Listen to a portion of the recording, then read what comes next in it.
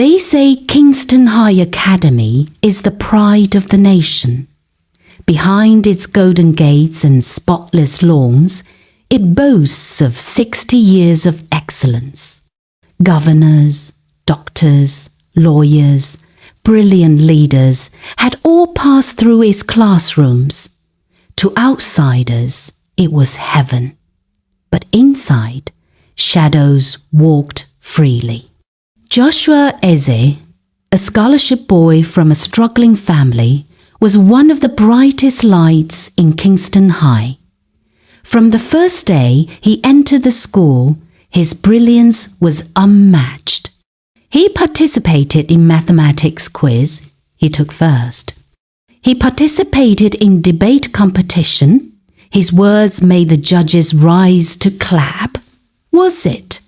Science fair, spelling bee, essay contest, he swept them all like a storm. Teachers loved him. Students respected him. His name became the pride of the academy. His photo with shiny trophies decorated the school notice board. Parents pointed at him on visiting days, telling their children, "Be like Joshua." But not everyone was clapping for him. Patron Alaka, the man in charge of the boys' hostels, watched him with eyes that carried something darker than discipline. He was known for his sharp tongue and his strict punishments. Students avoided his path.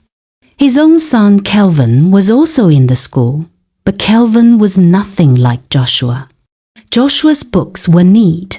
Kelvin's nose looked like trash. Joshua collected medals. Kelvin collected punishments, caught sneaking cigarettes, cheating in exams, skipping prep. At first, patron Alaka told himself it didn't matter. Not every boy could be brilliant. But each time teachers compared Kelvin to Joshua, something in his chest burned like fire. "Patron, you must be proud of Joshua," one teacher said after a big inter-house competition. "That boy is carrying Kingston's name higher and higher." Alaka forced a smile, but inside the words stabbed him. He was tired of the praises, tired of his own son being a shadow while Joshua shined like the Sunday. At home, in his staff quarters, he poured his bitterness on Kelvin. "Are you not ashamed? That boy is making me look like a failure. Every teacher is praising him while you look at you, always in trouble. Is this how you'll end my name?" Kelvin rolled his eyes. "It's not my fault he's too smart. I hate him." That night, as heavy rain poured on the school compound, Alaka stood by his window. Through the storm, he saw a faint light across the courtyard. Joshua in the library, studying past midnight again. "Does he ever rest?" he muttered, his jealousy twisting tighter. The boy was relentless. Even in the dead of night, he was still chasing greatness. The image stayed in his head. By dawn, his envy had turned into something poisonous. Then came the Friday evening announcement that changed everything. Joshua had been selected to represent Nigeria at an international competition. The principal himself shook his hand, announcing proudly, "This boy will put Kingston High on the world map." The hall erupted with cheers. Students lifted Joshua on their shoulders. Teachers clapped. Cameras flashed. At the back of the crowd, Alaka stood stiff, clapping with a fake smile. His face burned red. That night, he made a decision he could never undo. The following morning was chaos. Buckets clanged on the pavement. The assembly bell rang loud. Boys rushed to the dining hall. But inside the senior hostel, tension spread like smoke. Patron Alaka stormed in with 2 security guards, his voice like thunder. Everybody stand still. The boys froze, half-dressed, towels around their waists. Something valuable has been stolen from my quarters, he barked, his eyes blazing. And I know exactly who the thief islanded. The dorm went silent. Everyone's eyes darted. Alaka's finger shot out straight at Joshua, who was standing quietly by his neatly arranged locker, a small Bible in his hand. "You!" he spat, his voice shaking with rage. "I saw you loitering near my quarters last night. Bring me back my gold wristwatch before I disgrace you in front of everybody." Gasps filled the air. Joshua's eyes widened in shock. "Sir, I don't know what you're talking about," he stammered, voice trembling. "I've never been near your quarters."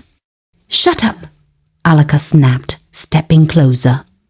"Search his locker," he ordered the guards.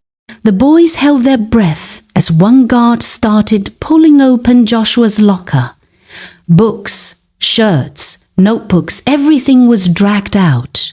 Joshua stood frozen, tears stinging his eyes.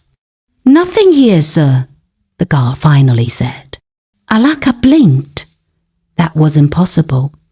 He had hidden the wristwatch there last night. "Check again," he demanded, his voice rising.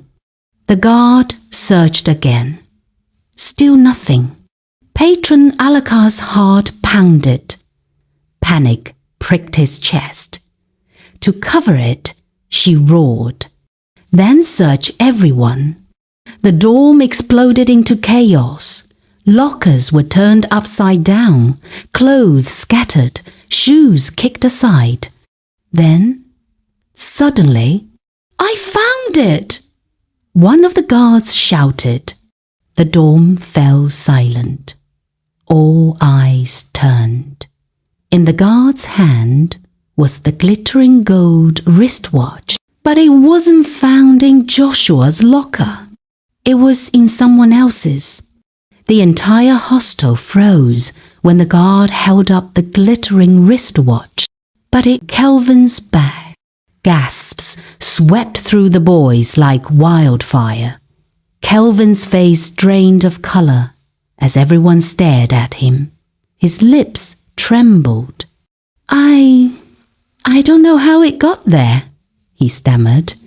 But no one believed him. Not this time. Within the hour, Kelvin was dragged to the principal's office. The principal, a strict man known for fairness, slammed his palm hard on the desk.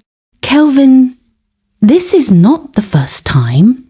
You are suspended from school activities for 1 full month. This foolishness ends today." Patron Alaka stood in the corner, humiliated. He couldn't defend his son without exposing his own evil plan to disgrace Joshua. His face burned as he listened to the principal's lecture. When he left the office, whispers followed him down the corridor like knives. He planted it himself, I'm sure. He favors his son too much. He's losing his mind. That night, Alaka paced his quarters like a trapped animal. His eyes were wild, his heart full of fire. "This is Joshua's fault," he muttered under his breath. "He has ruined everything. He has turned everyone against me. That boy must go." His shame had turned into something darker. Not just envy, not just bitterness, something deadly. He began to plan. Hour after hour, he whispered to himself, sketching dangerous thoughts in his mind. How to get Joshua alone. How to make it look like an accident. How to hide the body. A week later, his plan began. That evening, Alaka called him. "Joshua," he said with a forced smile, "come and see me after prep. I want to talk to you about your studies." Joshua hesitated but nodded politely. He didn't want to displease the patron. When night came, he walked to his quarters. He knocked softly. "Come in," Alaka said. The door creaked open. Alaka stood by his desk, smiling strangely. "Sit down, Joshua." Joshua sat, his heart pounding. "Do you know why I called you?" he asked. "No, sir," he replied softly. Alaka chuckled bitterly. "You think you're better than everyone. Teachers worship you. Students adore you. Even my own son has been disgraced because of you." Joshua's eyes widened. "Sir, I never—" "Shut up!" he screamed, his eyes blazing. He grabbed him by the collar and shoved him against the wall. Joshua struggled, tears filling his eyes. "Please, sir, I haven't done anything." But Alaka was paid deaf ears. He picked up a heavy stick from beside the desk and struck him. The blow sent him crashing against the edge of the table. There was a sickening crack. Joshua collapsed on the floor, motionless. Alaka froze, the stick still trembling in his hands. His breath came in sharp bursts. He didn't mean to kill him, at least not yet. But the sound of his head hitting the wood echoed in his ears. "No, no, no," he whispered. "This is not happening." The hostel was empty. Every boy was at prep. The night was creeping in. He had to act fast. With trembling hands, he dragged Joshua's limp body across the floor, wrapping him in an old bedsheet. His weight felt like stone. Sweat dripped down his back as he pulled him out into the darkness. The school was silent except for the hum of crickets. He needed somewhere hidden, somewhere nobody would ever think to check. Then he remembered. The old chapel garden at the far end of the compound, overgrown, forgotten, avoided by students. Perfect. Behind the chapel, the ground was damp from rain. He found a rusted shovel, leaning against the wall. With shaky hands, he dug into the earth. Every sound of the shovel cutting into soil echoed like thunder in his ears. After nearly an hour, the hole was ready. Alaka dragged Joshua's body, his arms shaking. He paused, staring at his still form. "I didn't mean to," he whispered hoarsely, tears streaming. "But you left me no choice." With one final push, he dropped him into the shallow grave and began covering him with dirt. Each scoop felt like burying his own soul. By the time he was done, his clothes were filthy, his nails bloody from digging. He staggered back to his quarters, washed until his hands were raw, and collapsed into bed. The next morning, panic shook the school. Joshua was missing. Teachers searched everywhere. Students whispered in fear. The principal ordered a full investigation. Joshua's parents were called. Their cries filled the compound, breaking hearts. But no one looked behind the chapel. Alaka wept louder than everyone else, playing the role of the grieving patron. Inside, he believed he was safe. That night, as the dorms went dark, Alaka lay awake. The air felt strange and extreme cold. He hugged himself, trying to sleep. Then he heard it. A soft dragging sound, like feet shuffling across the floor. His eyes snapped open. The dormitory was pitch black. "Who's there?" he whispered, his voice trembling. No answer, just the sound of something wet dripping. After months of searching for Joshua, the school held a service of song for him. His friends cried. His parents cried even more. The only child was gone forever. After the service of song that evening, Alaka went back to sleep in his quarters. But Joshua's spirit was going to take revenge that night. Alaka forgot to close the entrance door before sleep, so he stood up from his bed heading back to the hostel. But then Joshua's spirit appeared. "Patron Alaka, you killed me. I did nothing to you. You must confess to the whole school that you killed me." Alaka ran back to his quarters, hoping it was just a dream. But Joshua's spirit kept haunting him. "Patron, go and confess now." Alaka ran to the chapel holding a book. He went to where he had buried Joshua. But Joshua appeared yet again. "Confess, Patron Alaka. There is no peace for the wicked." Alaka went into the chapel, crying and asking God for forgiveness. But it was too late. Joshua's spirit struck him inside the chapel, twisting his neck. The next morning, the gardener found Alaka's body lying on the ground. His skin was as white as snow. He ran to the school compound shouting. The whole school gathered, and when they opened Alaka's hand, they found a written note. "I killed Joshua.